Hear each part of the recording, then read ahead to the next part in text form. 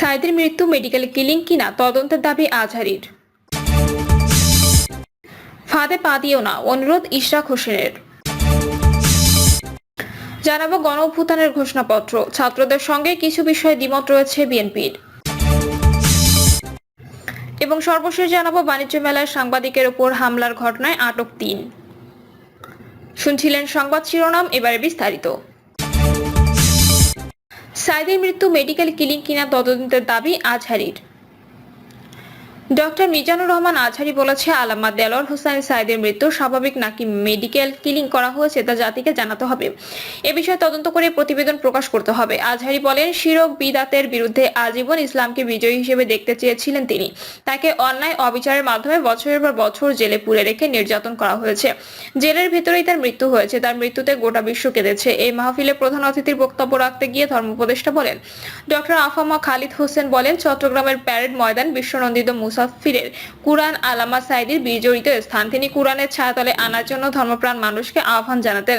মতবিরোধ নিয়ে সব ধরনের ইসলামী দলগুলোর মধ্যে ঐক্য প্রতিষ্ঠা করতে হবে। যদি আমরা ঐক্য ধরে রাখতে না পারি, তাহলে দেশ থেকে দুর্নীতি, লুটপাট ও চাঁদাবাজি, গুম খুন দূর হবে। তিনি বলেন, বিগত 16 বছরে বিভিন্ন সেক্টরে যে জঞ্জাল জমেছে তা 6 মাসে দূর করা সম্ভব না। এরপরও আমরা চেষ্টা করছি সংস্কারের মাধ্যমে একটি সুন্দর বাংলাদেশ উপহার দেওয়ার জন্য। আগামীতে একটি সুষ্ঠু নির্বাচনের ব্যবস্থা করতে, ন্যায় ও ইনসাফ ভিত্তিক সমাজ প্রতিষ্ঠা করতে তারা কাজ করে যাচ্ছেন বলে জানান। একই সঙ্গে দেশে যদি সুখ, শান্তি ও বৈষম্যহীন সমাজ প্রতিষ্ঠা করতে হয়, তাহলে কুরআনের সমাজ প্রতিষ্ঠার বিকল্প নেই বলে মন্তব্য করেন ধর্ম উপদেষ্টা। ফাঁদে পা দিও না, অনুরোধ ইশরাক হোসেনের।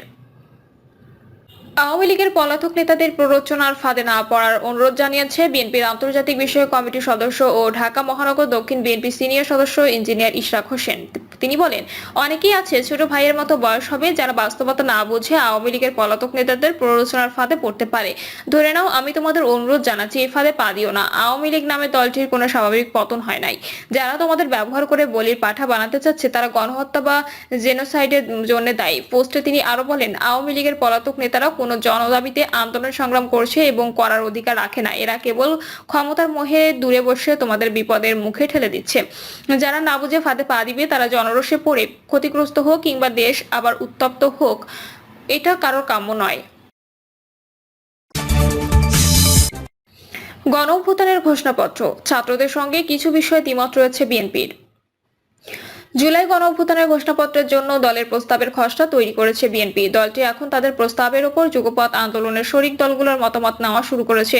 মিত্র দলগুলোর সঙ্গে ঐকমত্যের ভিত্তিতে প্রস্তাব চূড়ান্ত করে সরকারকে দেওয়া হলে বিএনপির একাধিক নেতা জানিয়েছেন। ঘোষণাপত্র নিয়ে শুক্রবার 12 দলীয় জোট ও জমিয়তে উলামায়ে ইসলাম বাংলাদেশের নেতাদের সঙ্গে বৈঠক করেছে বিএনপি। পর্যায়ক্রমে যুগপথের অন্য শরিকদেরও মতামত নেবে বিএনপি। এছাড়া বৈঠক করবে ফ্যাসিবাদ বিরোধী আন্দোলনে পৃথকভাবে রাজপথে সক্রিয় থেকে দ্বাদশ সংসদ নির্বাচন বর্জনকারী অন্য দলগুলোর সঙ্গেও। জানা গেছে, বিএনপির তৈরিকৃত খসড়ায় মৌলিক কোনো পরিবর্তন হবে না। মিত্রদের সঙ্গে আলোচনার ভিত্তিতে সেখানে টুকটাক পরিবর্তন সংশোধন করতে হবে।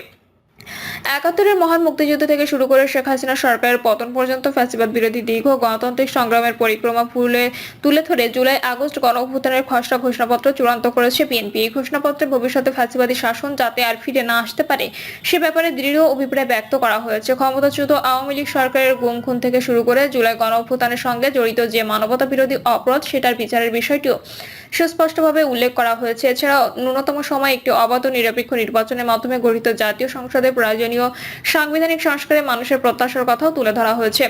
বিএনপি জুলাই গণঅভ্যুত্থানের এই ঘোষণাপত্রকে প্রোক্লেমেশন না বলে ডিক্লারেশন বলে উল্লেখ করেছে। জুলাই গণঅভ্যুত্থান নিয়ে বিএনপির খসড়া ঘোষণাপত্র পর্যালোচনায় এইসব তথ্য জানা গেছে। বৈষম্য বিরোধী ছাত্র আন্দোলন ও জাতীয় নাগরিক কমিটির নেতারা গত 31শে ডিসেম্বর জুলাই বিপ্লবের ঘোষণাপত্র দেওয়ার উদ্যোগ নিয়েছিল। রাজনৈতিক দলগুলো, বিশেষ করে বিএনপির আপত্তির কারণে সেই ঘোষণাটা আসেনি। অবশ্য আগের দিন 30শে ডিসেম্বর অন্তর্বর্তী সরকারের পক্ষ থেকে রাজনৈতিক মতৈক্যে ঘোষণাপত্র প্রণয়নের উদ্যোগের কথা জানানো হয়। এরপর ছাত্রদের তৈরিকৃত ঘোষণাপত্রের খসড়া রাজনৈতিক দলগুলোর কাছে পাঠানো হয়। পরবর্তী সময়ে জুলাই গণ অভ্যুত্থানের ঘোষণাপত্র প্রণয়ন নিয়ে প্রধান উপদেষ্টার ডাকে গত 16 জানুয়ারি সর্বদলীয় বৈঠক অনুষ্ঠিত হয়। সেখানে বিএনপির প্রতিনিধিত্ব করেন স্থায়ী কমিটির সদস্য সালাউদ্দিন আহমেদ। প্রধান উপদেষ্টা সর্বদলীয় ওই বৈঠকে ঘোষণাপত্র নিয়ে দলীয় অবস্থান তুলে ধরেন তিনি। এরপর বিএনপি এটা নিয়ে দলীয় নীতি নির্ধারণী ফোরামের একাধিক বৈঠক করেছেন। ঘোষণাপত্র প্রণয়ন নিয়ে নানা প্রশ্ন থাকলেও চূড়ান্তভাবে ছাত্রদের প্রস্তাবিত জুলাই গণ অভ্যুত্থানের ঘোষণাপত্র প্রণয়নের উদ্যোগকে সম্মান জানিয়ে বাস্তবতা নিরীক্ষে খসড়ার প্রয়োজনীয় সংস্কার ও পরিবর্তন আনার সিদ্ধান্ত নেয় বিএনপি। তারই আলোকে দলটি এই খসড়া ঘোষণাপত্র চূড়ান্ত করেছে। ছাত্রদের ও বিএনপি তৈরিকৃত খসড়া ঘোষণাপত্র পর্যালোচনায় দেখা যায় অধিকাংশ ক্ষেত্রে মিল থাকলেও কিছু কিছু জায়গায় পার্থক্য রয়েছে। জুলাই গণঅভ্যুত্থানের খসড়া ঘোষণাপত্রে ছাত্ররা স্বাধীনতা যুদ্ধকে জনযুদ্ধ আর বিএনপি মুক্তিযুদ্ধ বলছে। দলটি ঘোষণাপত্র 1971 সালের 26শে মার্চ বাংলাদেশের স্বাধীনতা ঘোষণা করার কথাও বলেছে, যেটি ছাত্রদের ঘোষণাপত্রে নেই। ছাত্রদের ঘোষণাপত্রের সংবিধান সম্পর্কে বলা হয়েছে, স্বাধীন বাংলাদেশ 1972 সালের সংবিধান স্বাধীনতা যুদ্ধে শহীদ ও অংশগ্রহণকারী লাখ লাখ মানুষের মতামত ও প্রত্যাশাকে প্রতিফলন করতে ব্যর্থ হয়েছিল এবং গণতন্ত্র রাষ্ট্রীয় প্রতিষ্ঠানগুলোকে ব্যর্থ করার পথ সুগম করেছিল। এছাড়া বিগত শেখ হাসিনা আওয়ামী লীগ সরকার একদলীয় স্বার্থে সংবিধান সংশোধন ও পরিবর্তন করে বাংলাদেশের সব রাষ্ট্রীয় সামাজিক প্রতিষ্ঠানকে ধ্বংস করেছে। তাই আমরা ফ্যাসিবাদ ও স্বৈরাচারকে লালন করার দলিল 1972 সালের সংবিধান সংশোধন বা প্রয়োজনে বাতিল করার অভিপ্রায় ব্যক্ত করলাম। অন্যদিকে বিএনপির খসড়া ঘোষণাপত্রে বলা হয়েছে, ফ্যাসিবাদের পতনের পর সংবিধানের 106 অনুচ্ছেদ অনুসারে সুপ্রিম কোর্টের মতামতের আলোকে সাংবিধানিকভাবে ডক্টর মোহাম্মদ ইউনূসের নেতৃত্বে 2024 সালের 8 আগস্ট একটি অন্তর্বর্তীকালীন সরকার গঠন করা হয়। অন্যদিকে যেহেতু বাংলাদেশের সর্বস্তরের জনগণের ফ্যাসিবাদ বিরোধী তীব্র আকাঙ্ক্ষা এবং ছাত্র জনতার গণঅভ্যুত্থানের মধ্য দিয়ে বৈষম্যহীন সমাজ ও রাষ্ট্র প্রতিষ্ঠানের অভিপ্রায় প্রকাশিত হয়, তাই বাংলাদেশের জনগণ সুশাসন ও সুষ্ঠু নির্বাচন, ফ্যাসিবাদী শাসনের পুনরাবৃত্তি রোধ, আইনের শাসন এবং অর্থনৈতিক ও সামাজিক ন্যায় বিচার নিশ্চিত করার লক্ষ্যে নিয়মতান্ত্রিক উপায়ে বিদ্যমান সংবিধানের গণতান্ত্রিক সংস্কার সাধন করা যায়। ছাত্ররা জাতীয় নির্বাচনের আগে রাষ্ট্র কাঠামো প্রয়োজনীয় সংস্কার চান। তাদের খসড়া ঘোষণাপত্রে বলা হয়েছে, আমরা সুশাসন ও সুষ্ঠু নির্বাচন এবং ফ্যাসিবাদী ব্যবস্থা পুনরাবৃত্তি রোধ নিশ্চিত করার জন্য অন্তর্বর্তীকালীন সরকার প্রয়োজনীয় সংস্কার সম্পন্ন করবে এমন অভিপ্রায় ব্যক্ত করলাম। অন্যদিকে বিএনপি ন্যূনতম সময়ে জাতীয় নির্বাচন এবং নির্বাচিত জাতীয় সংসদের সাংবিধানিক সংস্কারের পক্ষে। দলটির খসড়া ঘোষণাপত্রে বলা হয়েছে, সংবিধানের গণঅভ্যুত্থানের মধ্য দিয়ে দেশের জনগণ ন্যূনতম সময়ে আয়োজিতব্য একটি অবাধ, সুষ্ঠু, নিরপেক্ষ নির্বাচনের মাধ্যমে গঠিত জাতীয় সংসদের প্রয়োজনীয় সাংবিধানিক সংস্কারের মাধ্যমে দেশের মানুষের প্রত্যাশা, বিশেষত তরুণ প্রজন্মের আকাঙ্ক্ষা অনুযায়ী আইনের শাসন ও মানবাধিকার, দুর্নীতি ও শোষণমুক্ত বৈষম্যহীন সমাজ এবং গণতান্ত্রিক রাষ্ট্র ব্যবস্থা প্রতিষ্ঠার অভিপ্রায় ব্যক্ত করেছে। বিএনপির ঘোষণাপত্রে জুলাই গণঅভ্যুত্থানে হতাহতের পরিসংখ্যান সন্নিবেশিত করা হয়েছে। সেখানে বলা হয়েছে, ফ্যাসিস্ট শক্তির বিরুদ্ধে অদম্য ছাত্র আন্দোলনে সমাজের সর্বস্তরের মানুষ যোগদান করে এবং রাজপথে নারী, শিশু সহ 2 সহস্রাধিক মানুষকে নির্বিচারে হত্যা করা হয়। অগণিত মানুষ পঙ্গুত্ব ও অন্ধত্ব বরণ করে। আওয়ামী শাসনামলে নির্যাতনের শিকার হওয়া ব্যক্তিদের নিয়েও ভিন্নতা রয়েছে। খসড়ায় ছাত্রদের খসড়ার বলা হয়েছে, ফ্যাসিস্ট আওয়ামী আমলে কলেজ, বিশ্ববিদ্যালয় ও অন্যত্র ছাত্র তরুণদের নিষ্ঠুরভাবে নির্যাতন করা হয়। অন্যদিকে ফ্যাসিবাদী আওয়ামী লীগ আমলে ভিন্ন মতের রাজনৈতিক নেতাকর্মী, শিক্ষার্থী ও তরুণদের নিষ্ঠুরভাবে নির্যাতন করা হয় বলে বিএনপির খসড়া ঘোষণাপত্রে উল্লেখ করা হয়েছে।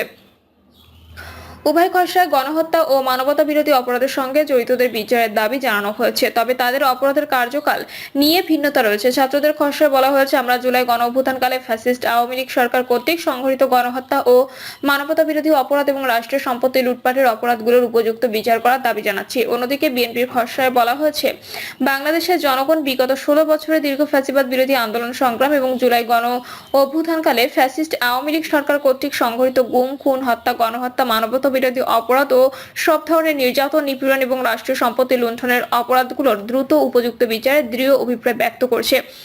এ বিষয়ে বিএনপির স্থায়ী কমিটির সদস্য সালাউদ্দিন আহমেদ বলেন, জুলাই গণঅভ্যুত্থানে আমরা একটা খসড়া ঘোষণাপত্র প্রস্তুত করেছি এবং সেটা নিয়ে এখন যুগপৎ আন্দোলনের শরীরদের সঙ্গে আলোচনা করছি, তাদের মতামত নিচ্ছি। বিএনপি সহ সমমনা রাজনৈতিক দলগুলোর বিগত 15 থেকে 16 বছরের আন্দোলন সংগ্রামের পথ ধরেই জুলাই গণঅভ্যুত্থানে ফ্যাসিবাদের পতন হয়েছে, সুতরাং এখানে প্রত্যেকেরই অবদান আছে। তিনি বলেন, এটা রাজনৈতিক গুরুত্ব থাকতে পারে, এটা একটা ঐতিহাসিক দলিল হিসেবে স্বীকৃতি পাবে, কিন্তু সেটার সাংবিধানিক ও আইনি গুরুত্ব কি সেটা নিয়ে আলোচনার প্রয়োজন আছে।